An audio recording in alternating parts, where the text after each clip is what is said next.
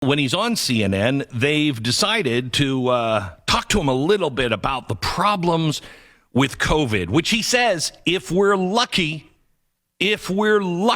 might be under control now by the end of this year. And in federal buildings now, you have to wear 2 masks, not 1. Here he is last night talking about the vaccine. And the biggest thing, though, as you remember, when you and I, I shouldn't say it that way, as you remember, but when you and I talked last, we talked about, it's one thing to have the vaccine, which we didn't have when we came into office, but a vaccinator. How do you get the vaccine into someone's arm? Wait a minute. We didn't have a vaccine when he came into office. These aren't the droids you're looking for. What kind of Jedi mind trick do you think you're doing here, Joe? We had a vaccine when you came into office. But now the vaccine, of course, Anderson Cooper is not going to push him on that. I mean, it's past his nappy nap time. He also did something very, very special that I think the Uyghurs can really appreciate. Now, he said yesterday that one of the things he's really going to go after is the outrageous, dangerous, and sickening right-wing extremists here in the country. He's got to stop that. But when it comes to China and the Uyghurs and the Chinese genocide, we're just a little different. We don't understand each other. Listen. The central principle of Xi Jinping is that there must be a united, tightly controlled China. And he uses his rationale for the things he does. Can we stop there? Hang on just a second. We'll start again. So the idea that he's excusing here is that Xi Jinping wants a strictly controlled, united China. Well, he's Mr. Unity. I mean, so he understands that. And sometimes for unity, I mean, Stalin did it.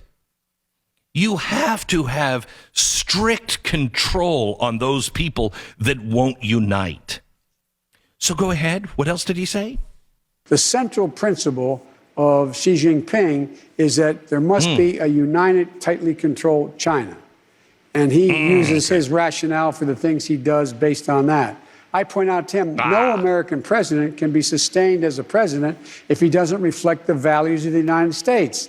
And so the idea, I'm not going to speak out against what he's doing in Hong Kong, what he's doing with the Uyghurs in western mountains of China, and Taiwan trying to end the one China policy by making it forceful.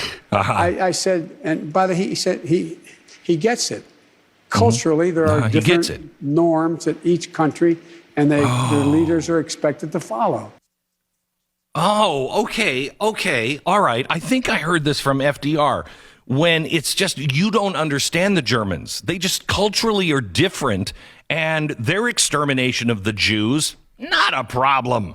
I mean, it's probably not even happening. I mean, we should really have more than that photographic evidence and documents that have been smuggled out by people who were in the concentration camps and verified it for FDR. No. We need to have some real official reporting before we, well, here, let me have Justin Trudeau. He talked about this yesterday as well. You don't? Okay. Well, Justin Trudeau yesterday, he went in and said, hey, let's not use the word genocide. We don't know that for sure. Well, that's weird, Justin, because every time the word genocide is used by you say when anyone is killed who is an Indigenous Canadian, or whatever, Indigenous, whatever that land was called, crap and cold. How's that one? Whenever any Indigenous person of that territory that was crappy and cold, now called Canada, you say that it is an indigenous people genocide that is going on. But you can't talk about a genocide in China? Wow, that's weird. That's really weird. It's almost as if you guys either want to do business because that's more important than actual genocide, or you're afraid of China. Which one is it? We know our president is in bed with China and making money with China and doesn't have a problem with the tight control for unity. We know that about our president, so at least he's out in the open-ish. What's your excuse?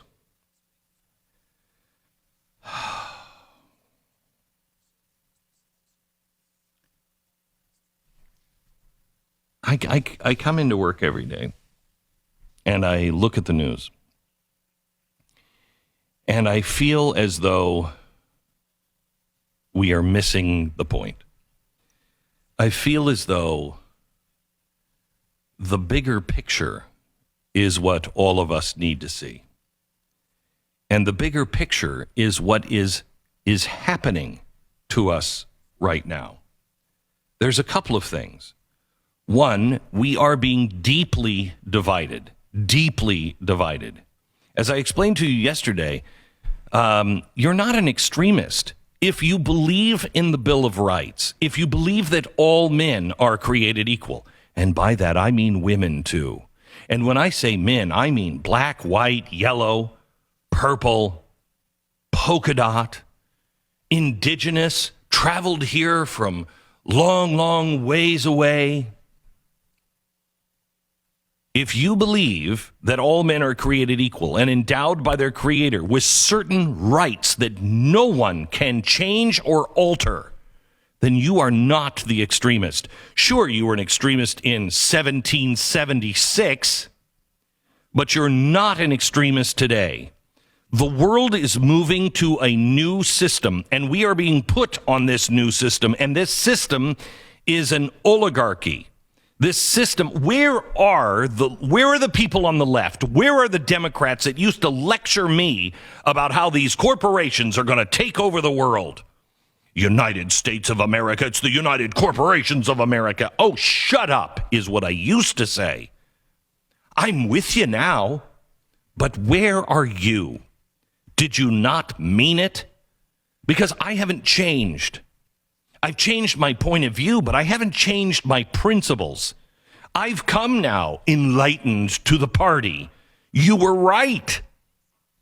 We have an oligarchy, a global oligarchy that is being formed right now. And it is destroying our country, and it is destroying our children. Where are you?